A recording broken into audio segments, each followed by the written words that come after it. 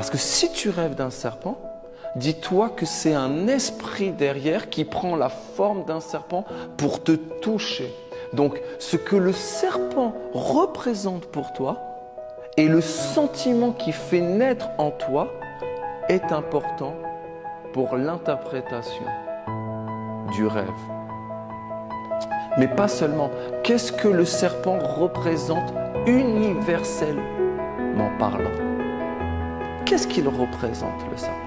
Lui-même, le serpent, il a des qualités, il a des forces, il a aussi des faiblesses, le serpent.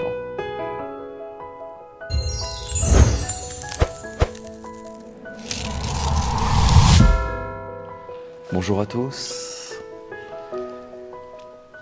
On va poursuivre cet enseignement sur les doubles et je vais essayer de vous amener des images et une compréhension plus concrète, plus proche de nous, plus proche de notre vie quotidienne.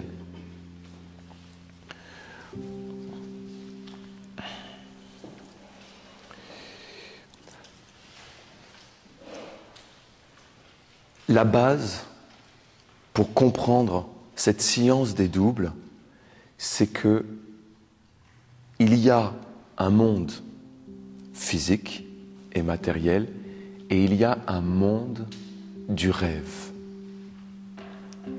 qu'on peut associer à l'eau. Il y a un monde physique et matériel qui est lié à la terre et il y a un monde du rêve, un monde subtil qui est lié à l'eau.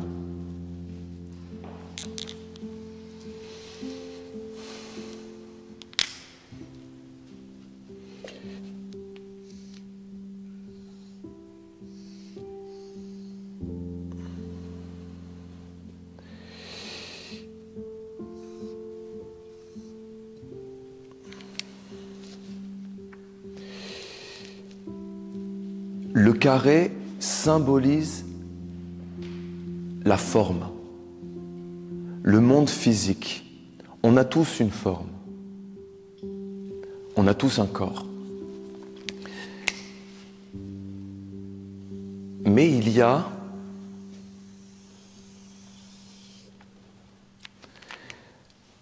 un autre monde qui est associé à la forme. Ce monde, il est lointain, il est vraiment pas évident à saisir et en même temps, il est très proche de nous. C'est le monde du rêve. Et cette idée de l'eau, elle est très intéressante parce que l'eau fait partie de notre vie de tous les jours. On la connaît, on la touche, on la sent, on la boit, on se lave, on se nettoie. L'eau nous éveille. Elle fait partie de notre vie quotidienne. Elle est physique aussi. Mais en même temps, elle est un mystère. On en sait beaucoup plus sur l'univers et l'espace que sur les profondeurs de nos mers et de nos océans. Elle est vraiment proche de nous. Et en même temps, elle est très très lointaine et mystérieuse.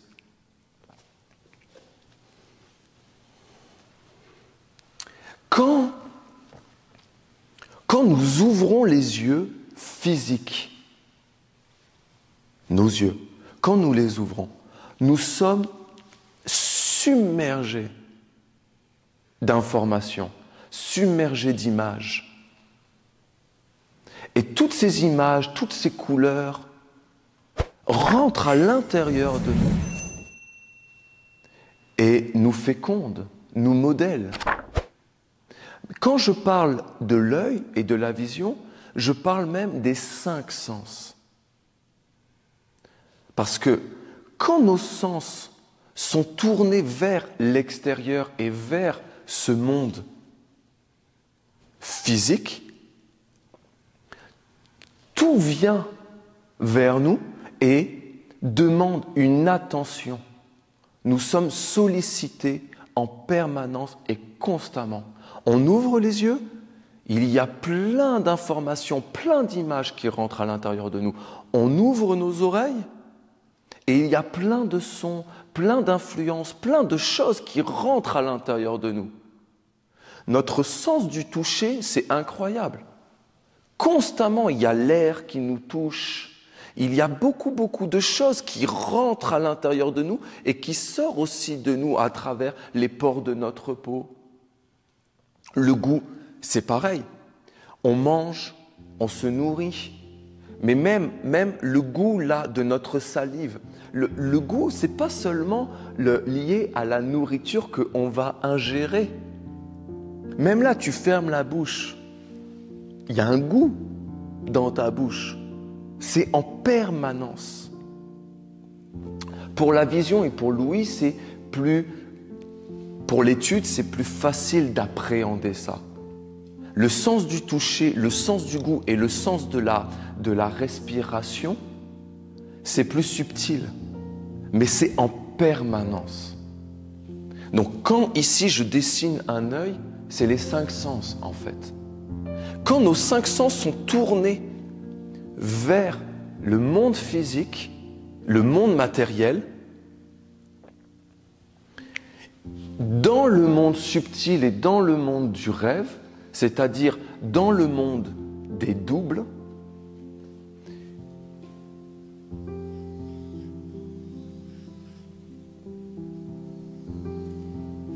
nos sens sont fermés.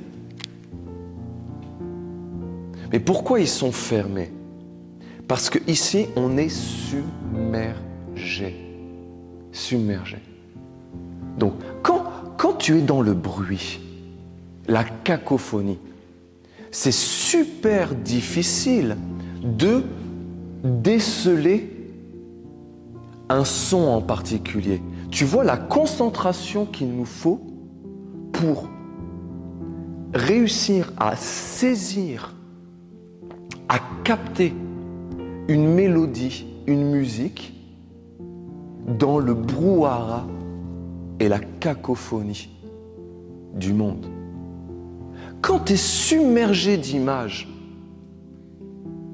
c'est super difficile de rester concentré sur une image en particulier. Tu comprends donc que quand tu ouvres tes sens dans le monde physique, parce que tu es submergé,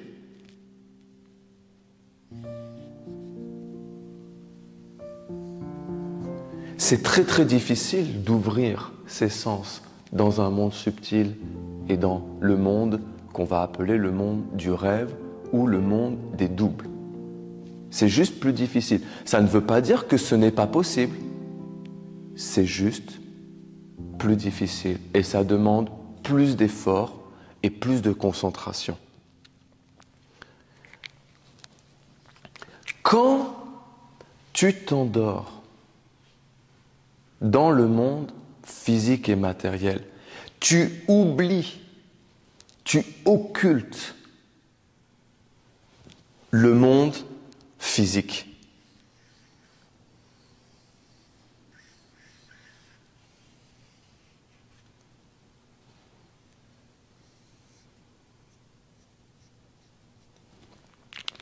Toutes ces influences qui, au départ, venaient vers toi pour te solliciter.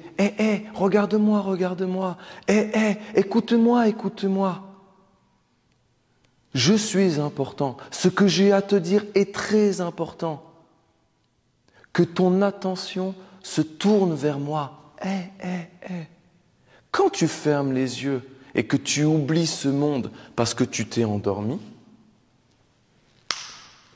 le monde du rêve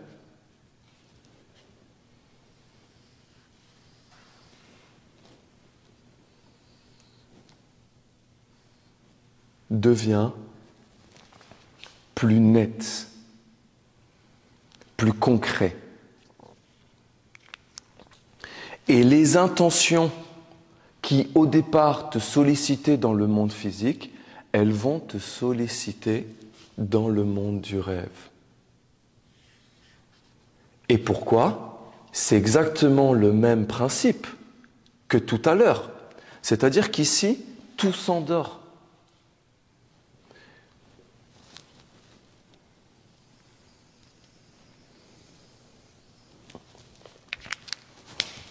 Au-delà de ce monde du rêve, il y a ce qu'on appelle le monde des esprits. Esprit avec un grand E.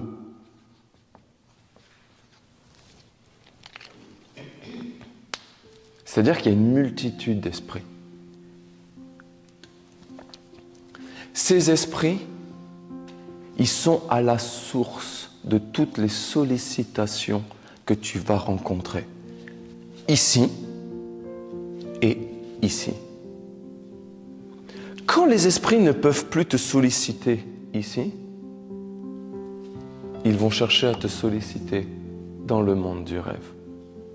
Soit on ouvre les yeux dans le monde physique et nos 5 sens sont tournés vers un monde de forme, soit nos yeux sont ouverts dans un monde plus subtil et nos 5 sens sont tournés vers un monde invisible. C'est très difficile d'ouvrir les yeux à la fois dans le monde physique et dans le monde subtil, dans le monde du rêve. Ça, c'est la base.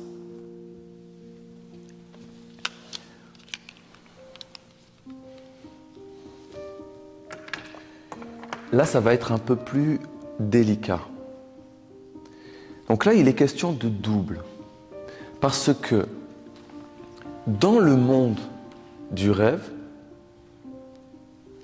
il y a plein d'images qui peuvent apparaître. Beaucoup d'images. Ces images, elles ne sont pas fixes dans le sens où n'importe quel esprit peut, dans le monde du rêve, prendre n'importe quelle apparence.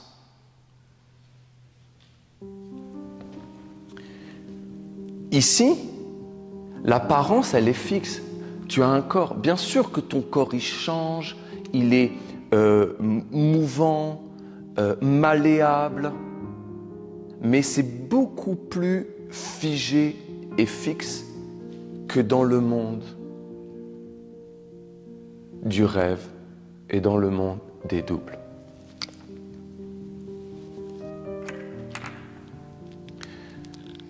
Donc là, c'est pas évident à dessiner. Mais vraiment, je vais essayer à ce que ça soit le plus clair possible. Ici, il y a un homme, un être humain, une femme, toi, moi. Cet homme, cette femme, pour vraiment faire très simple, synthétiser au maximum, cet être humain, il a 2 doubles. On va en prendre juste 2. Il a un faux double, un double illusoire, mais qui fait partie de lui. C'est pas la question, c'est vrai, c'est faux. Il est associé à cet être humain.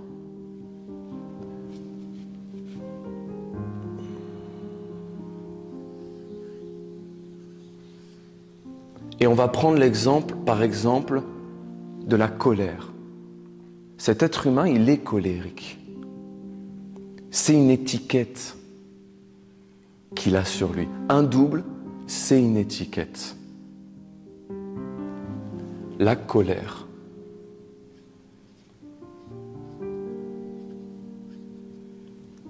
Colère. Mais derrière la colère, au-delà de la colère, il y a l'esprit de la colère.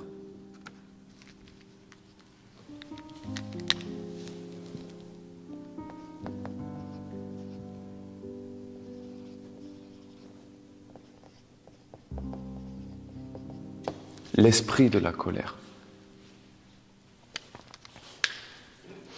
Mais tout le monde ici, dans le monde des formes, dans le monde physique et matériel, ne voit pas l'esprit de la colère. Qu'est-ce qu'il voit? Il te voit colérique. Tu vois, je vais le dessiner ici. Tu as une étiquette sur toi. Colère. C'est une étiquette qui est sur toi. Enlever cette étiquette, c'est très difficile. Parce que enlever cette étiquette, ça veut dire que tu ne dois plus être associé à un double qui n'est pas toi, mais qui fait partie de toi et de ta vie. Comment on fait ça? C'est vraiment pas évident. Comment on enlève une étiquette qui est sur toi?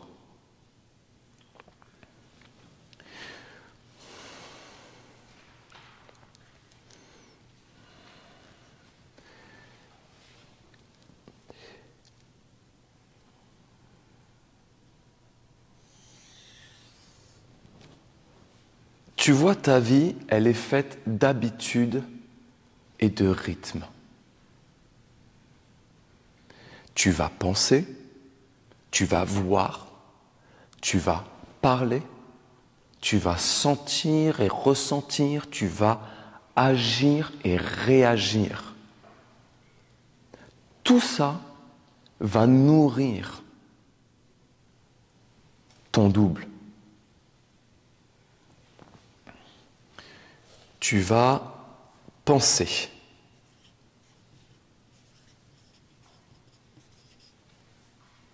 Tu vas parler. Tu vas sentir. Tu vas agir.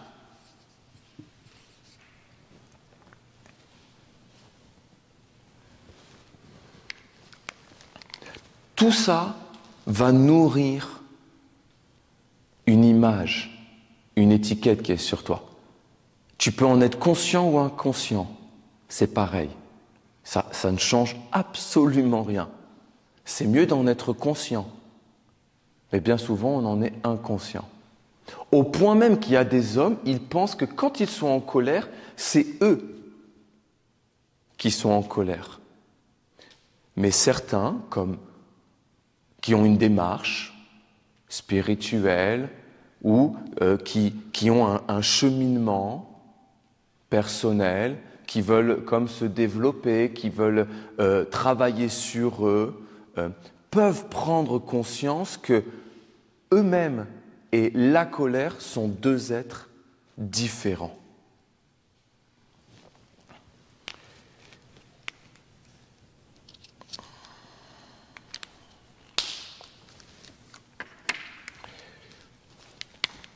Quand tu penses, donc là, la façon dont je vais le dessiner est super important. Quand tu penses, je vais essayer à ce que ça ne soit pas brouillon. Tu penses,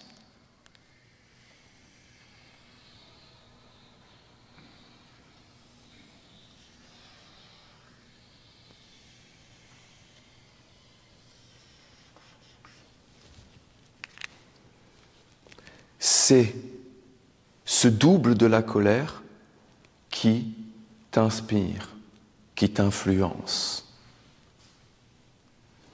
C'est une respiration. Quand tu parles, tu vois, tu penses, ça rentre à l'intérieur de toi. Quand tu parles, ça sort de toi. Et là, il y a une respiration. C'est-à-dire, tu vois, tu vas nourrir cet être de la colère.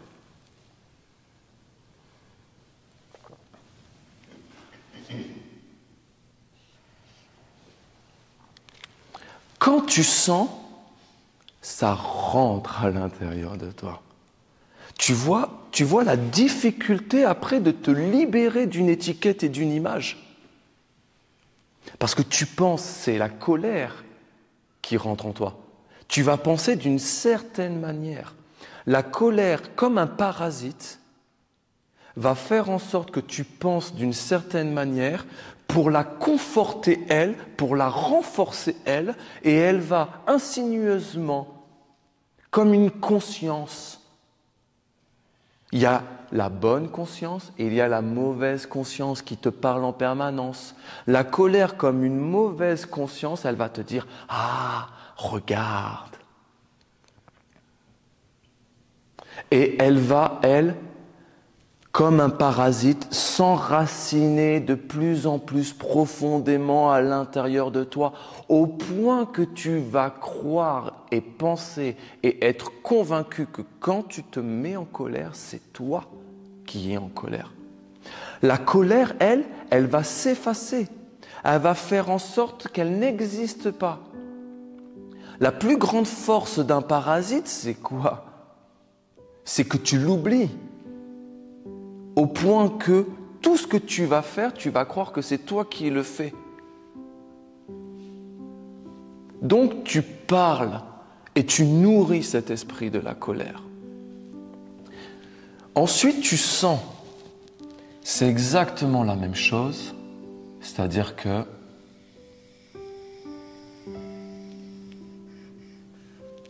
et tu vois que la colère, le double de la colère, il grandit. Et tu agis. C'est comme parler.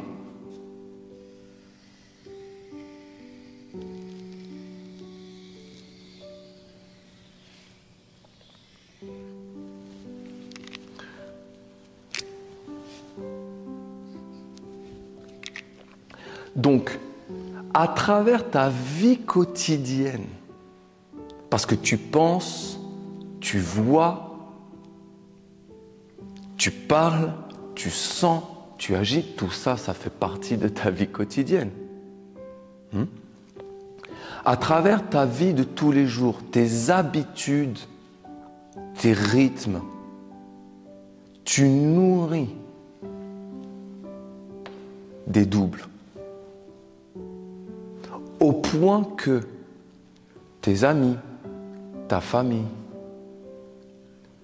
tes ennemis, peu importe, qu'ils acceptent ou qu'ils n'acceptent pas qui tu es, ils vont se dire et être convaincus, mais il est colérique, c'est dans sa nature, il est comme cela. Tes amis, ta famille, tes proches vont t'accepter comme tu es. Mais ça ne change rien au fait que c'est une étiquette qui est sur toi. Et que ce n'est pas toi. Et que cette étiquette, tu dois l'effacer. Tu dois l'enlever. Et tes ennemis, ils vont se dire « Oh, il est colérique ». Ils vont se dire la même chose. Mais ils vont avoir un mauvais œil sur toi. Donc peu importe si on a un bon œil sur toi, qu'on t'accepte tel que tu es ou qu'on a un mauvais œil sur toi, tu as une étiquette. Toi maintenant tu commences à avoir une démarche spirituelle et tu veux justement ne plus être colérique. Et tu veux te libérer de la colère. C'est ici que tout va commencer à se jouer. Toi, tu le sens dans ton cœur. Tu le sens à l'intérieur de toi que le lien est en train de se défaire.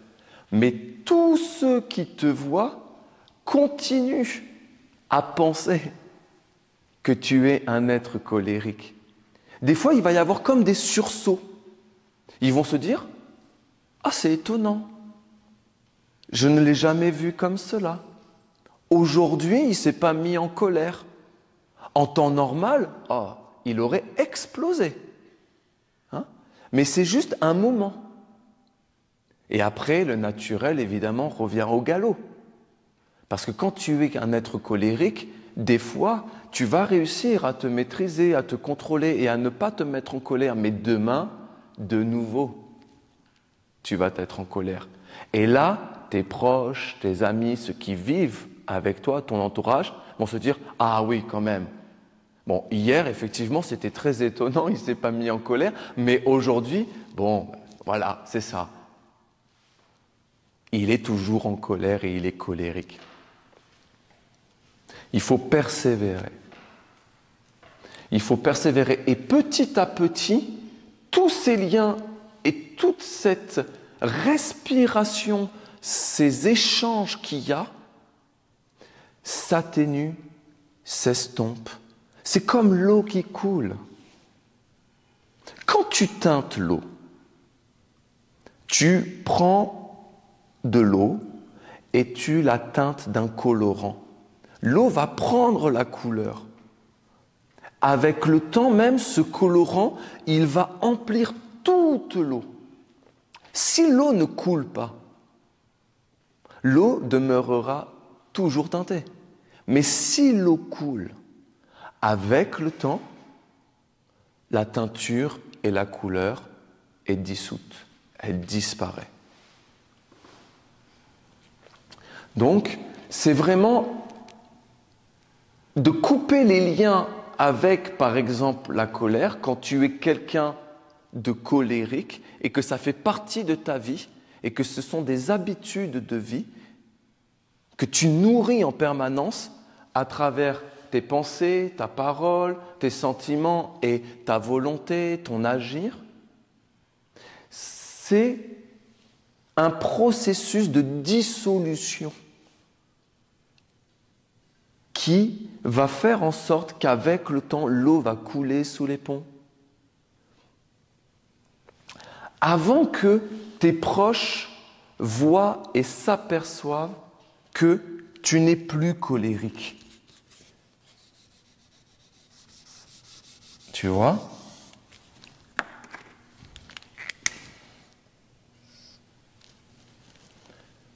Il faut d'abord, d'ailleurs je ne l'ai pas bien dessiné, regardez, je vais vous le faire en vrai. Tu as une étiquette. Pour que cette étiquette soit enlevée, il faut que petit à petit, par exemple ici, tu vas couper la pensée. Tu vas arrêter de penser d'une certaine manière. Le double de la colère ne va plus t'influencer et va rentrer de moins en moins à l'intérieur de toi. Même pour vous donner une autre image.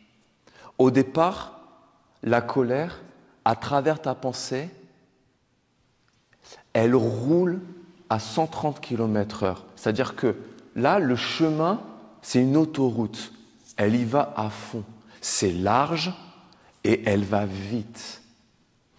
Il faut que ce lien se rétrécisse au point que la colère va prendre de plus en plus de temps et va être comme de plus en plus diminuée pour te toucher et pour t'atteindre à travers ta pensée. Jusqu'au moment où, réellement, c'est coupé. Il n'y a plus rien. Si tu commences à penser de moins en moins à la colère ou à ce qui te rend colérique, tu vas commencer à moins parler.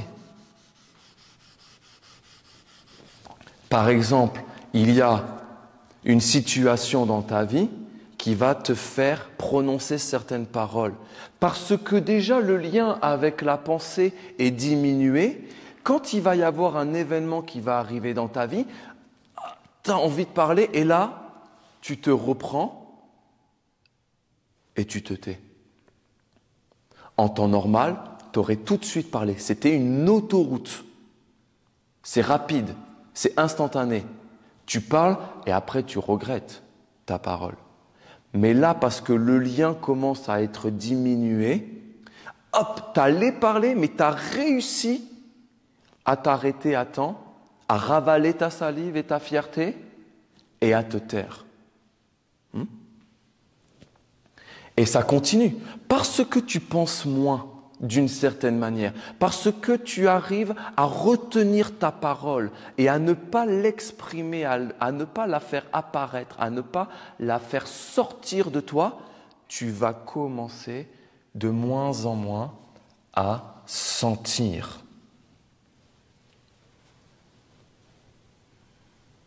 D'une certaine manière. Et ensuite, tu vas réussir à ne plus accomplir des actes. Tu vois que c'est tout un processus et que ça prend du temps. Ça peut prendre une vie.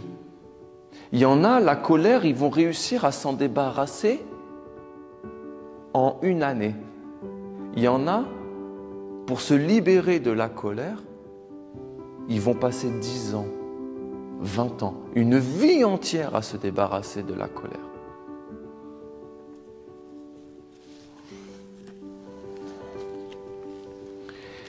Ça, c'est l'exemple donc de l'étiquette et du faux double. Je n'ai pas enlevé l'étiquette. Tu vois, quand ce lien-là, quand ces liens, cette respiration est coupée, alors après, ton entourage se dise « il a changé, il s'est transformé ». Et cette étiquette, elle est enlevée. Et ils se diront peut-être « avant, il était en colère, mais aujourd'hui, il a grandi, il a mûri, il s'est transformé, il a changé, il est devenu plus sage. » Bon, on peut se dire plein de choses.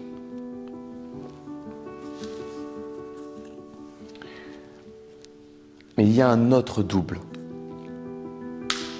Et ce double, c'est ton être profond.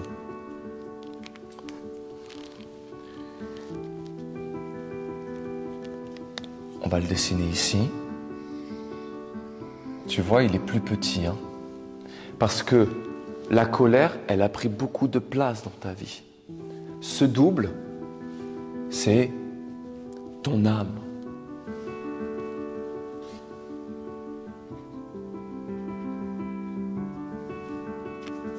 Mais comme pour la colère, ton âme, elle est ici.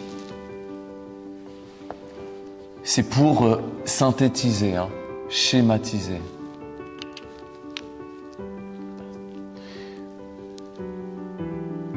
De même qu'à travers ta pensée, ta parole, ton ressenti, tes sentiments et ton action, tu nourris un double de la colère, il faut que tu comprennes que l'esprit de la colère, lui, c'est pareil. Hein. Il va tout faire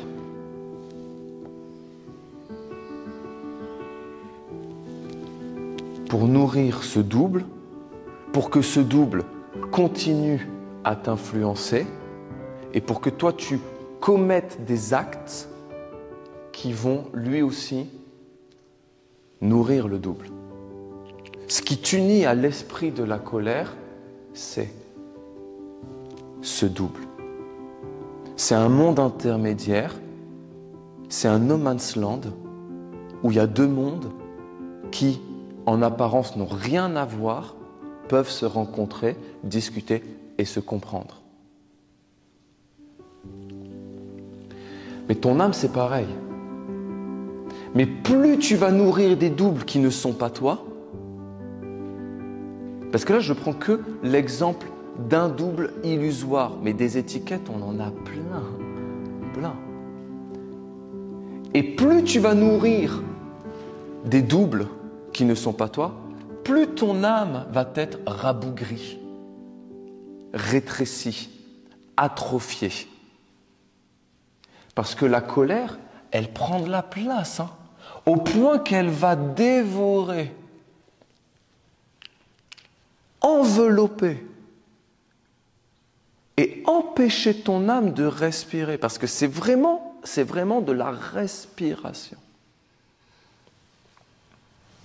Mais plus tu vas comme réduire, étouffer les doubles illusoires, plus ton âme, elle, va pouvoir grandir, se développer. Tu comprends pourquoi une habitude de vie va renforcer des concepts et des images et des étiquettes qui sont sur toi. Mais toi-même, tu nourris des étiquettes. Tu es persuadé que tu es comme cela. T'en es sûr. Et même, tu veux t'identifier. Et toute ta vie, tu vas chercher même à renforcer ces identifications. Celui qui marche sur un chemin initiatique ou un chemin spirituel, il doit accepter qu'il ne se connaît pas et il doit même donc accepter que beaucoup d'images et d'étiquettes que lui-même il cultive disparaissent.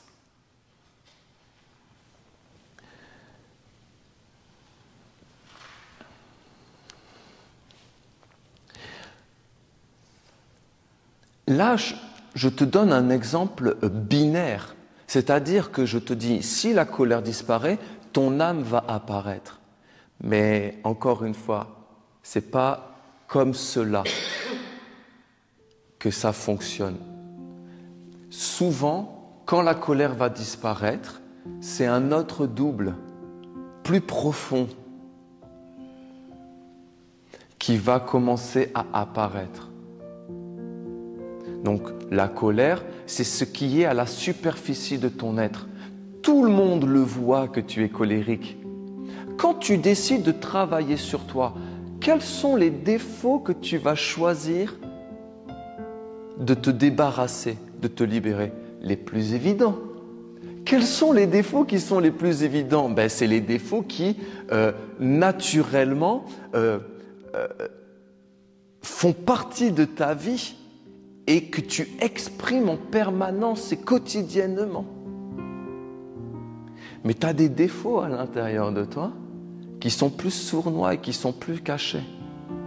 Et ils sont cachés par justement la colère qui est à la superficie de ton être. Et quand tu enlèves la colère de toi, c'est un autre défaut que tu vas voir, un autre double qui va commencer à apparaître. Ce n'est pas ton âme tout de suite qui va apparaître, ça serait trop facile. Non, c'est un autre double. Et donc, tu enlèves une étiquette, ça fait apparaître une nouvelle étiquette de toi-même.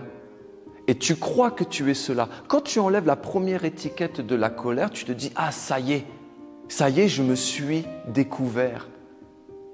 Je suis comme cela. » Et là, tu vas par exemple découvrir que tu as un autre défaut, une autre faiblesse dans ta vie. Et tu dois enlever encore cette étiquette. Et plus tu vas enlever des étiquettes, plus tu vas découvrir ton âme.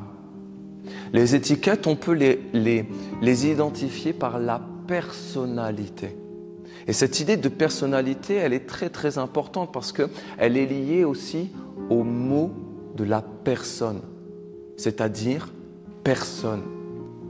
Elle n'existe pas. Vous connaissez cette légende d'Ulysse avec le cyclope? Je vous la fais très très courte, mais donc on va dire qu'Ulysse il est prisonnier. Il y a un cyclope qui garde Ulysse et tout son équipage prisonniers. Ulysse est en quête pour retourner chez lui. C'est quoi son chez lui? Mais c'est son âme. C'est sa maison. C'est sa patrie. C'est une quête intérieure. Donc il est donc en quête pour retourner chez lui. Et il vogue dans l'eau. C'est-à-dire le monde du rêve. Et là, il est prisonnier par un cyclope. Et le cyclope lui dit « Comment tu t'appelles ?» Il dit « Je m'appelle personne. » Et à un moment donné, Ulysse, il arrive à crever l'œil du cyclope. Le cyclope hurle et les autres cyclopes disent « Mais qu'est-ce qui se passe? Qui t'a fait ça? On va l'attraper. » Et le cyclope, il dit « C'est personne, c'est personne. » Il dit « Bon, si c'est personne, c'est personne. » Et Ulysse, il arrive à s'échapper. Bon, je vous la fais très courte, très très courte, mais tu vois cette idée de personnalité, ce sont les étiquettes de ta vie. Des personnalités, on en a une multitude à l'intérieur de nous. Mais on est une seule chose, c'est notre âme. Elle est unique et c'est vraiment toi. Mais tout autour de l'âme, il y a des tas et des tas de couches et de personnalités et d'étiquettes et il faut les enlever, une après l'autre.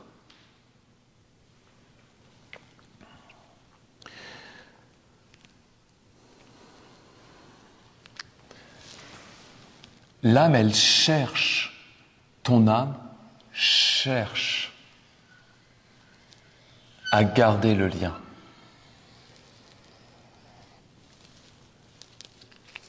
Et elle cherche à te nourrir.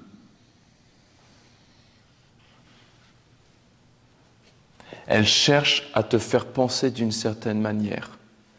Elle cherche à te faire prononcer certaines paroles.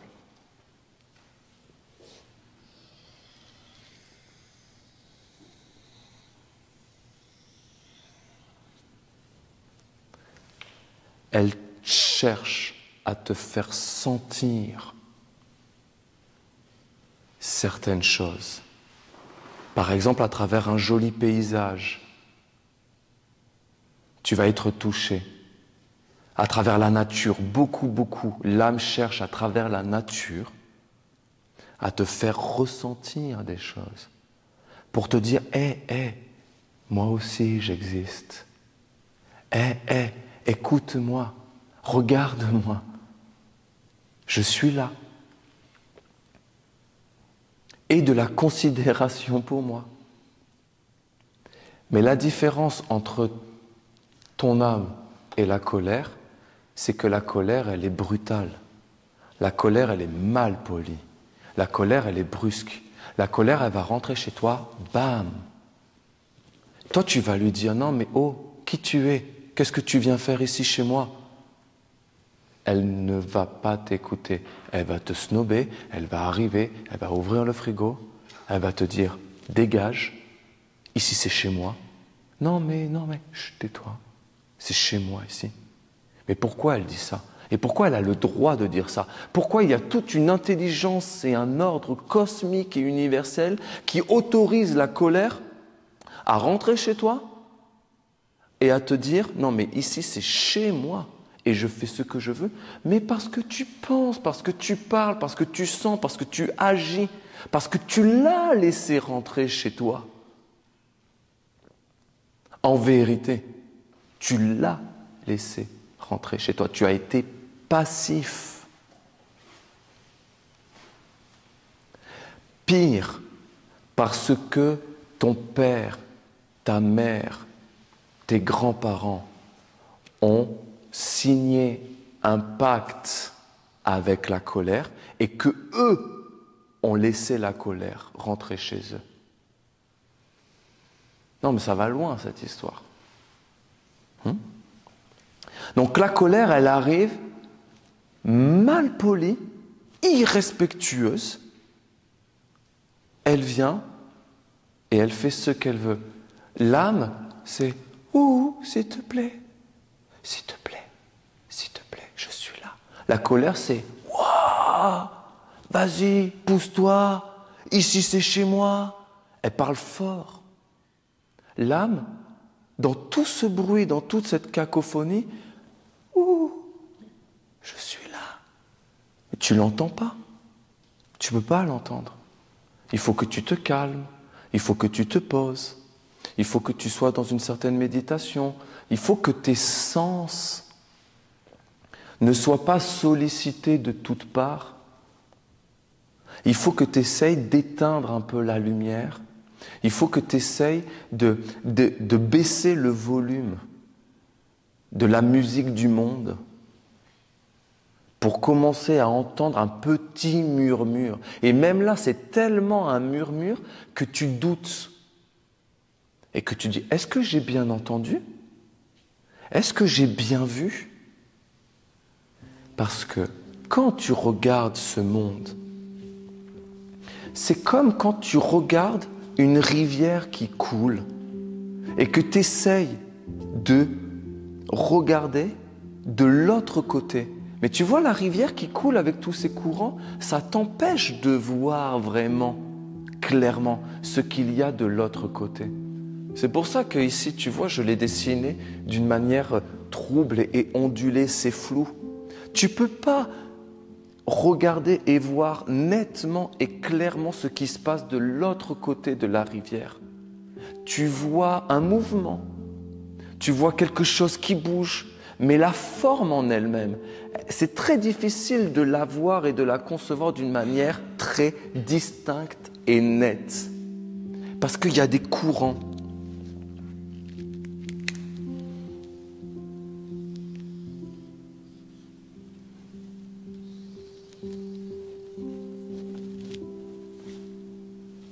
Qui se croisent, qui s'entremêlent, qui s'opposent, qui se renforcent. Et quand toi tu veux regarder,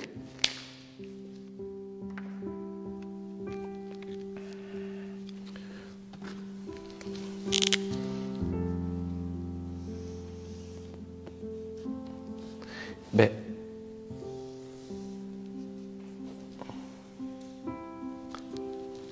c'est comme la lumière qui rentre dans l'eau. Biologiquement, physiquement, c'est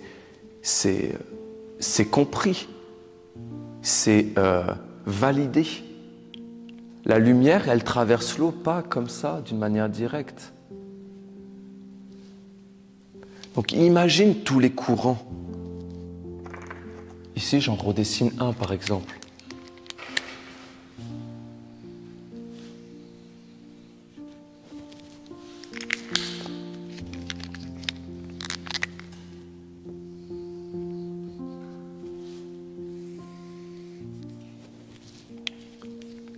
C'est très très difficile de voir clairement ce monde des images et des rêves. Tu le vois clairement quand tu fermes les yeux, que tu t'allonges, que tes cinq sens ne sont plus sollicités ici dans le monde physique. Et là, tu commences à voir des images nettes, des images très très nettes. Tu vas voir, par exemple, un serpent. Tu vas rêver de serpent.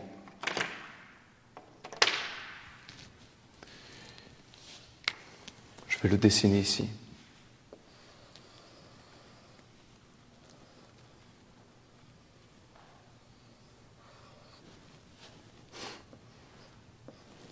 Tu vas rêver d'un serpent. Tu vas rêver d'un chat, tu vas rêver d'un hippopotame, tu vas rêver d'une plante. Je prends les exemples de la nature parce que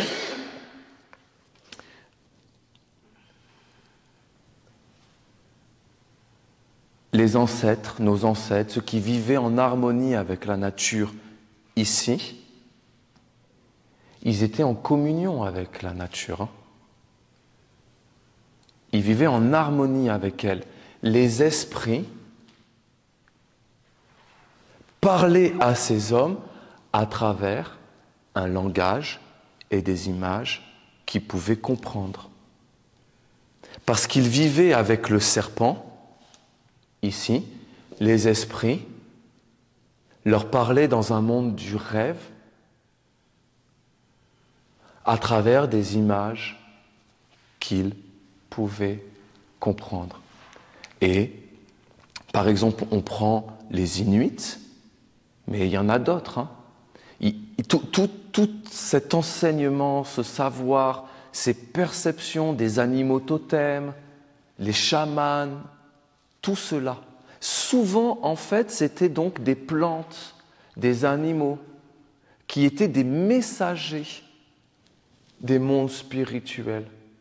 Les hommes n'étaient pas en contact forcément direct avec le monde des esprits, mais à travers un monde du rêve, ils arrivaient à se comprendre et à se parler.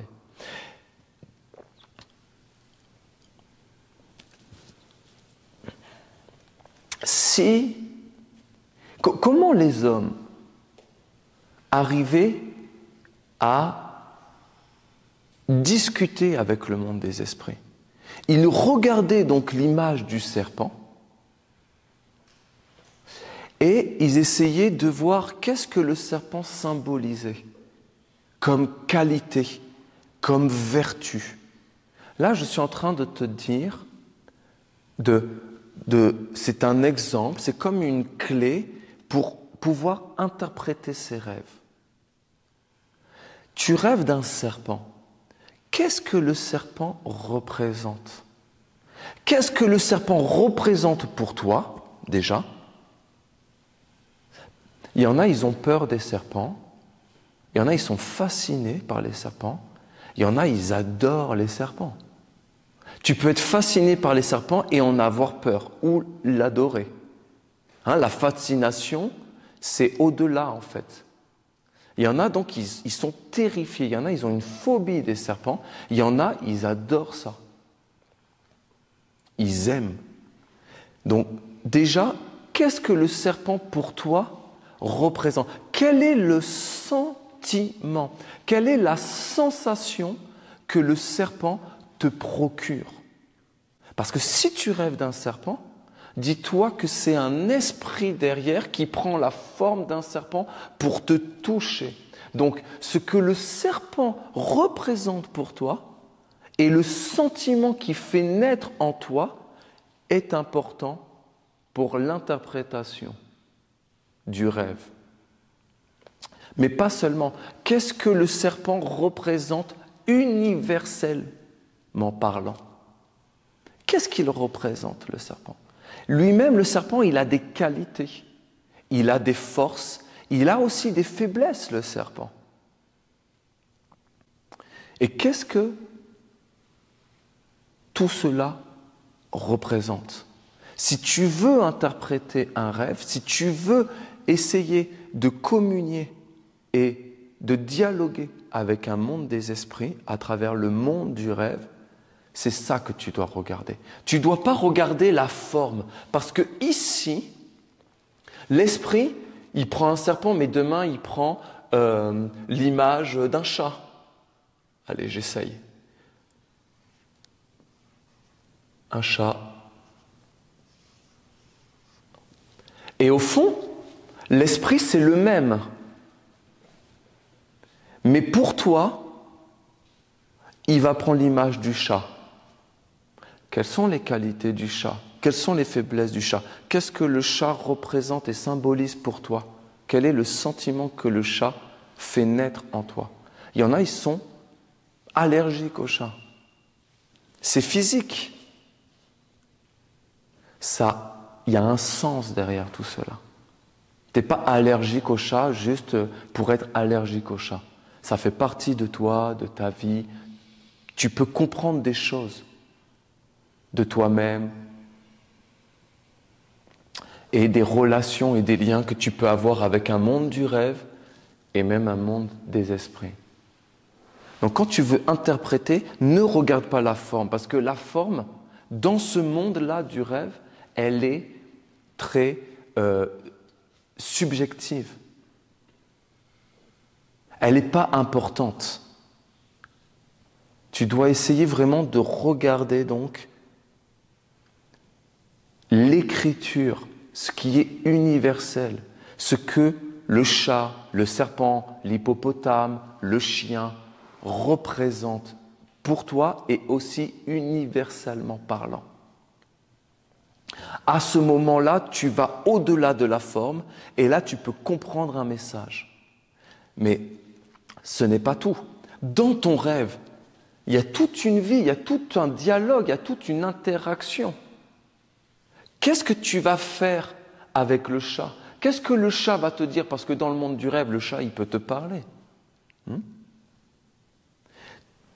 Tout dans ton rêve a un sens.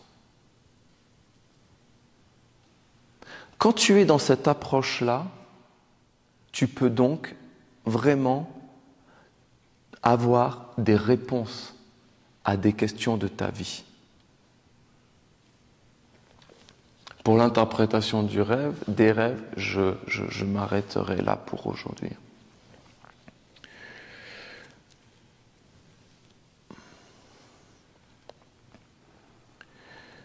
Ce que je veux aussi amener,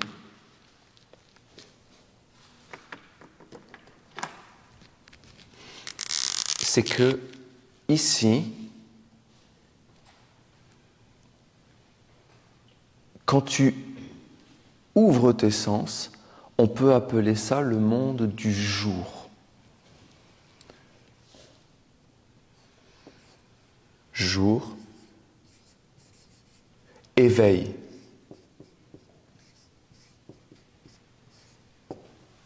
Jour, éveil.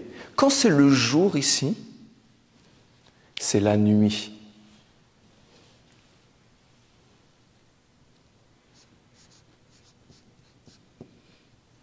Quand c'est l'éveil ici, c'est le sommeil, de l'autre côté.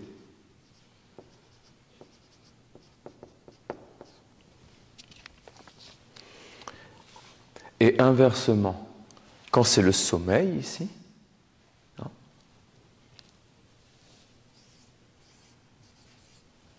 c'est l'éveil.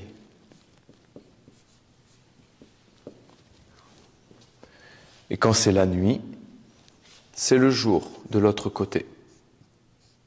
Là, c'est pour...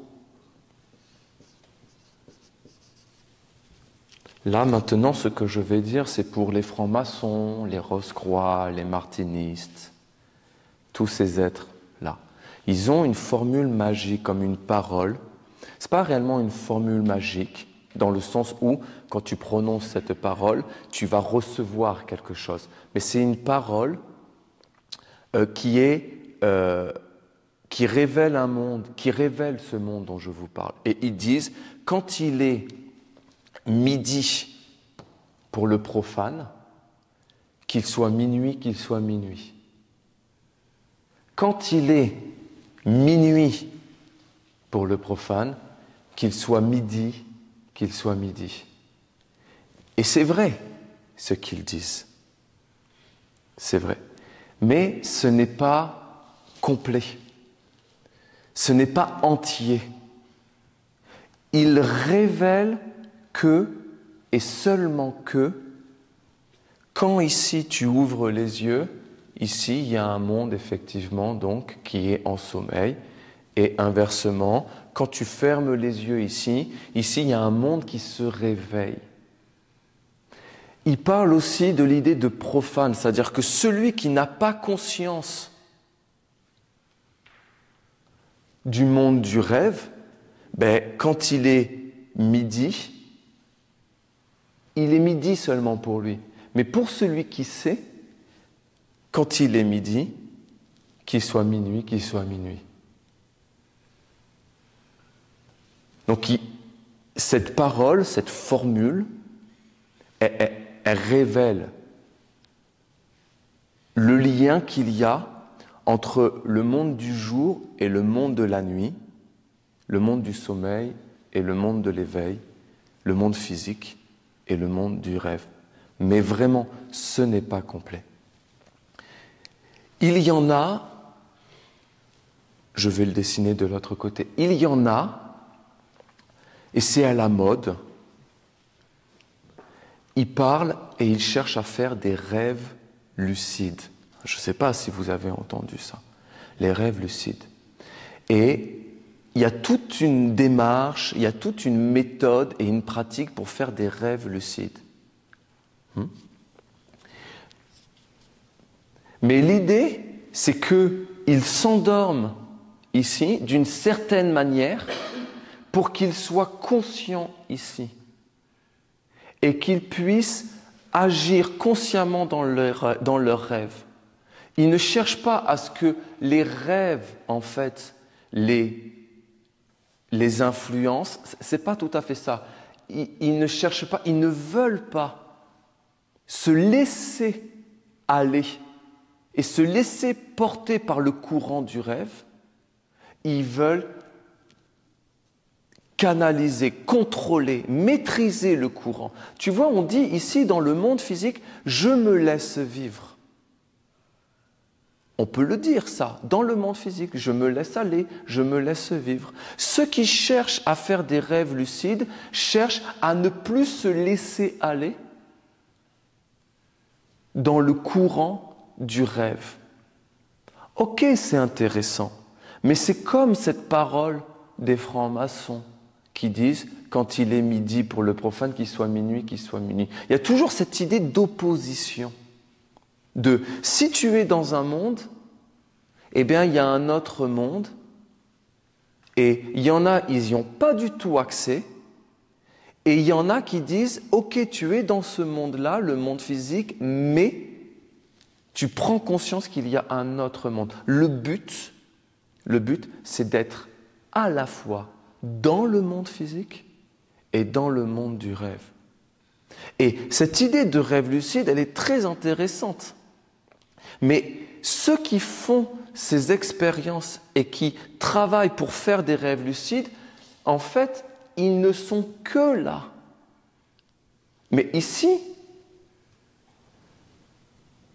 ils ne sont plus dans le contrôle et dans la conscience. Les véritables rêves lucides, c'est d'être à la fois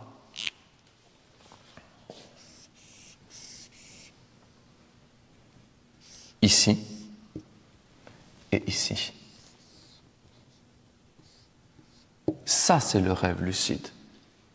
Si tu veux entrer et prendre conscience de plus en plus de ce monde du rêve, tu dois être dans un état de sommeil éveillé. Tu dois être entre les deux mondes. Mais cette idée de sommeil éveillé, elle est difficile quand même à saisir parce qu'il y a toujours cette notion de sommeil et d'être endormi en quelque sorte. Mais c'est pour ça que le rêve lucide est très intéressant. Parce que le monde du rêve,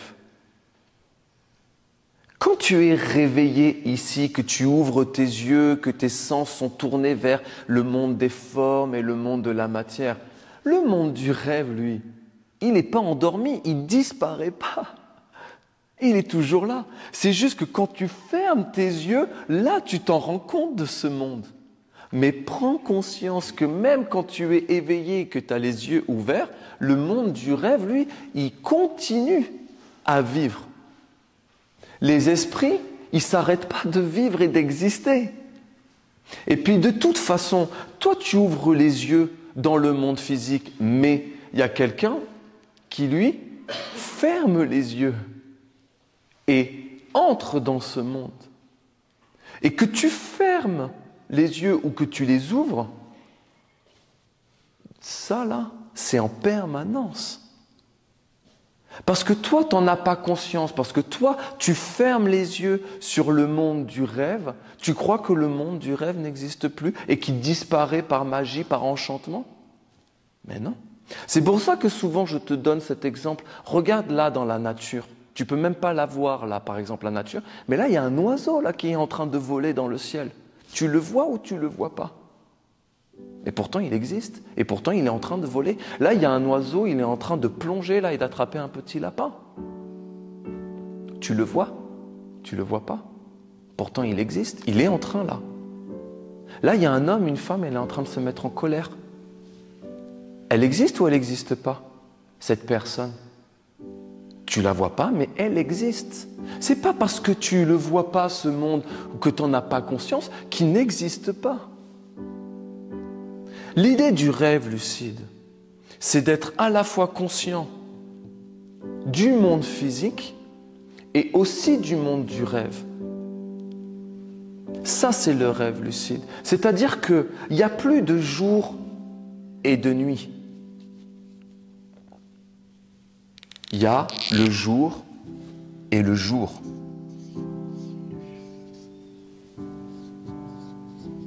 Il y a l'éveil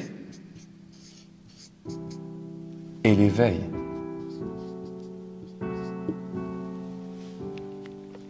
Mais c'est même pas le jour et le jour. Il n'y a plus de jour, il n'y a plus de nuit. Donc tu vois cette parole des francs-maçons, quand il est midi, qu'il soit minuit. C'est l'idée que il faut qu'en permanence, il soit à la fois midi et à la fois minuit. Il n'y a plus de midi, il n'y a plus de minuit.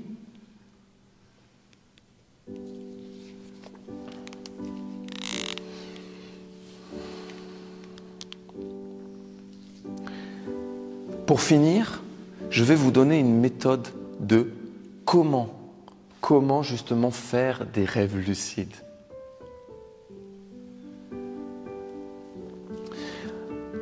La méthode, c'est que déjà, tu dois prendre en considération le monde physique. Tu dois le voir. Parce que oui, il y a le serpent, le chat, l'hippopotame dans le monde du rêve. Mais il existe aussi dans le monde physique. Et avant de vouloir être clairvoyant dans le monde du rêve, avant de vouloir être conscient et agissant dans les mondes du rêve, sois conscient dans le monde physique. Sois agissant dans le monde physique. C'est-à-dire, quand tu penses dans le monde physique, sois conscient et agissant et coupe des liens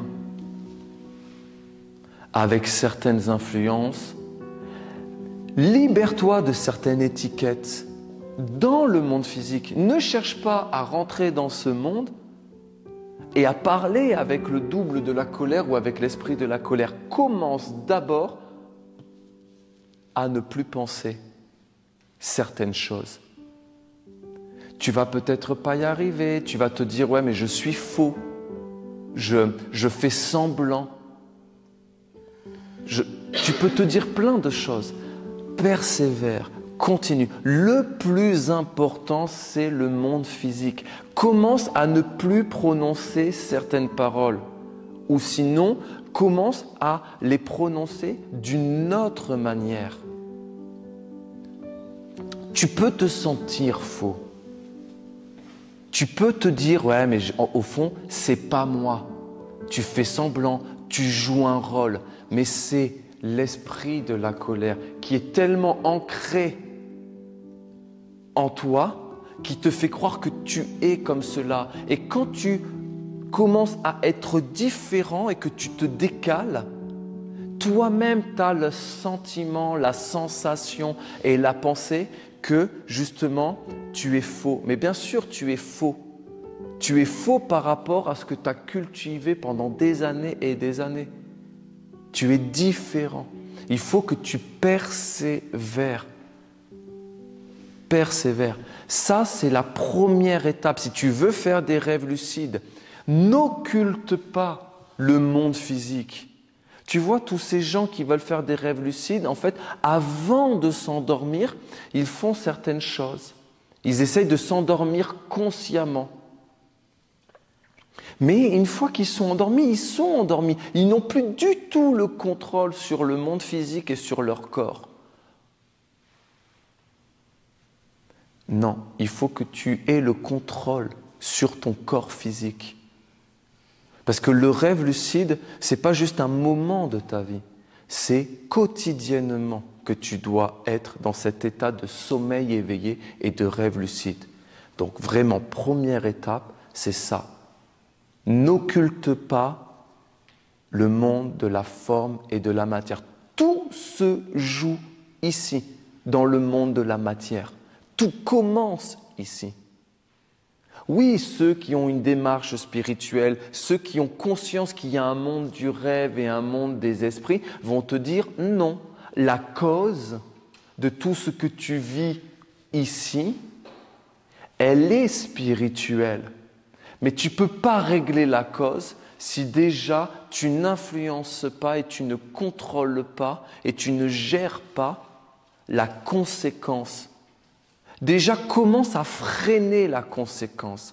Commence à diminuer l'intensité de la conséquence. Tu vas faire perdre de la force à la cause et à l'esprit. Et plus tu vas lui faire perdre de la force, moins elle va pouvoir t'influencer. Plus tu vas commencer à moins penser, à moins dire certaines choses, à moins ressentir certaines choses et à moins agir. Donc vraiment, je te le dis, c'est primordial. Le monde physique est super important. Ici, dans le monde du rêve, tu vas te dire « Ah, mais moi j'aime tout le monde ». Mais ici, tu vas penser, tu vas parler, tu vas voir, tu vas sentir et tu vas agir à l'opposé de ton rêve qui est « Oh, c'est l'amour, tout le monde est frère et sœur ». Parce que ici, c'est super facile de dire « C'est l'amour, tout le monde est frère et sœur, on s'aime ». Mais si, dans le monde physique, parce que tu l'as occulté, parce que ici, tu ouvres les yeux, mais là, tu les fermes et tu es complètement endormi. Au point que tu ne te vois même plus. Penser, parler, sentir et agir à l'opposé de ton rêve. Mais jamais tu y arriveras. Donc je le répète, la première étape, c'est le monde physique. Le monde physique. Tout commence de là. Ensuite, quand tu es bien posé et ancré dans le monde physique, là, tu entres dans le monde du rêve. Mais n'entre pas dans le monde du rêve en fermant les yeux ici. C'est-à-dire que tu dois essayer de ressentir les choses.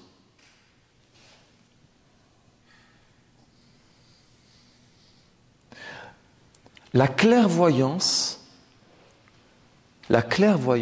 c'est pas d'ouvrir les yeux dans le monde du rêve et de chercher à ce que tout soit net dans le monde du rêve. La clairvoyance, elle est subtile. C'est une sensation. Une sensation. À travers la sensation que tu vas vivre où? Mais ici, là. D'accord? Dans le monde physique, tu vas avoir une sensation. À travers cette sensation, tu essayes de plisser les yeux. Tu ouvres pas grand les yeux. Tu cherches pas à ouvrir grand les yeux. Vas-y, plonge ta tête dans la rivière et ouvre grand les yeux. Tu peux voir des choses, mais ça va être flou. Quand tu essayes de deviner quelque chose, et on parle de deviner, de divination, d'être justement clairvoyant, de voir un monde invisible. Cherche à voir ce monde invisible à travers le monde visible.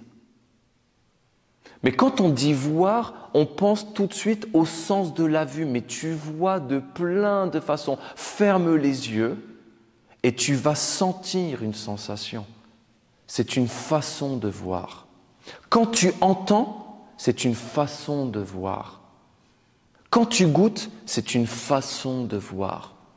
Quand tu respires, c'est une façon de voir. Il y en a, ils sentent le vin, ils sentent les odeurs, et il voit la noisette, il voit la bergamote, il voit plein de choses. C'est des façons de voir. Mais on est tellement coupé de notre âme, on est en fait tellement coupé de ce monde du rêve, parce que justement le monde des esprits cherche à te dire « Non, ce monde-là, ne t'en occupe pas, il n'existe pas. » Oublie-le pour que moi, l'esprit, je puisse venir ici et faire ce que je veux. Donc, il y a des esprits, ils veulent te faire croire que ce monde du rêve n'existe pas, qu'il n'est pas réel, que ce n'est juste qu'un rêve.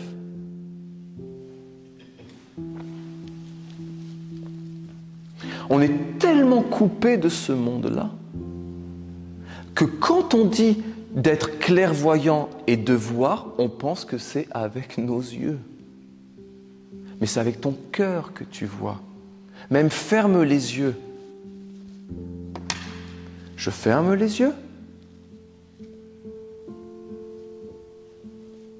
On ne dit pas aux enfants de toucher avec les yeux. Touche avec les yeux. Mais du coup, touche avec les yeux. Tu peux voir avec tes mains aussi. Je ferme les yeux et là, je touche le pupitre. Je le vois, le pupitre. Alors oui, je le vois. Il est en bois, il a une couleur marron, brune. Je ferme les yeux et le pupitre, je peux l'imaginer noir, large, plus grand, plus petit. Tu comprends le piège du monde du rêve? Tu peux l'imaginer de plein de façons, mais quand même tu le vois. Je le vois avec mes mains. Donc toucher, c'est une façon de voir. Le monde physique, première étape, et ensuite donc effectivement tu rentres dans un monde du rêve, mais tu vois à travers une sensation. Et tu essayes de goûter la sensation, c'est-à-dire est-ce qu'elle est salée, est-ce qu'elle est amère, est-ce qu'elle est agréable, est-ce qu'elle est sucrée? Est-ce que c'est un bonbon pour moi? Est-ce qu'au contraire c'est quelque chose qui est acide? Est-ce que c'est quelque chose qui me fait hérisser le poil? Est-ce que c'est quelque chose de pimenté? Tu goûtes. Goûter, c'est une façon de voir. Tu goûtes. Et tu essaies de voir qu'est-ce que la sensation te procure. Qu'est-ce que l'expérience que tu vis te procure comme sensation? C'est une façon de rentrer dans ce monde tout en gardant les yeux ouverts et les sens ouverts sur le monde physique. Cherche pas à être plus clairvoyant que ça. Ça ne sert à rien. Deuxième étape, donc, la sensation et voir les mondes subtils et les mondes du rêve à travers une sensation. Une fois que tu as fait ça, tu reviens dans le monde physique. Tu n'es jamais réellement parti, mais là, tu reviens dans le monde physique. Voilà comment faire un véritable rêve lucide. C'est-à-dire que tu es lucide, lucide qui vient de la lumière, c'est le jour. Et le rêve, rêve lucide. Et le monde du rêve et le monde physique fusionnent. Et tu te rends compte et tu t'aperçois que le monde du rêve est constamment autour de toi, en permanence. Et quand tu vas voir du coup un serpent dans le monde physique, tu vas faire le même travail que quand tu veux interpréter un rêve. Qu'est-ce qu'il représente, ce serpent ? Quelles sont ses qualités? Quelles sont ses faiblesses? Tu comprends ces hommes et ces femmes qui vivaient dans la nature, qui étaient animistes, ce qui veut dire vivre avec son âme.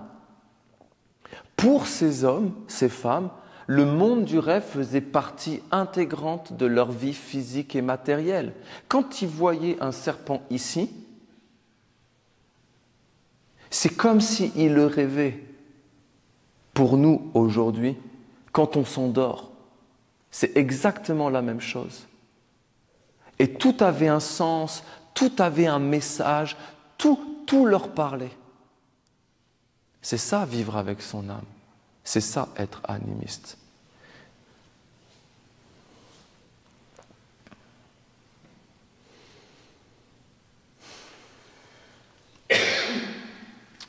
Voilà pour ce matin. J'espère que ça a éclairé encore cette sagesse et cette science du double et comment justement intégrer le monde du rêve dans notre vie de tous les jours sans être déconnecté et déraciné. L'idée, c'est pas d'être un rêveur, c'est d'être incarné. Qu'est-ce que ça veut dire être incarné? Soit c'est la colère qui t'incarne et qui te possède, soit c'est ton âme. On vient au monde et on pense qu'on est incarné, que ça y est, c'est fait. Mais on est encore dans un processus d'incarnation. Et le but de la vie sur Terre, c'est que justement tu t'incarnes. Quand est-ce que tu t'incarnes? Symboliquement parlant, on va dire que l'âme s'incarne à l'âge de 42 ans. Mais c'est symbolique. C'est une façon de dire les choses, d'une manière poétique, d'une manière symbolique, d'une manière cachée. Ça veut dire tout simplement que tu as un corps, tu dois apprendre à vivre avec ce corps-là, tu dois apprendre à vivre dans ce corps et en même temps à vivre avec un monde du rêve qui est tout autour de toi, qui t'influence, qui te respire, avec lequel tu dois communier, dialoguer, communiquer, etc. Tu dois apprendre année après année, 7 ans, 14 ans, 21 ans, jusqu'à ce qu'à un moment donné, la colère, elle disparaisse de ta vie, parce que ce n'est pas toi, et que ce soit ton âme qui prenne possession de ton corps, et que tu puisses dire, je vis avec mon âme, je suis une âme. Merci beaucoup, passez une belle après-midi et tout le meilleur à chacun de vous. La lumière est entrée dans le monde, elle chemine d'un être à un être, jusqu'à ce que le monde entre dans la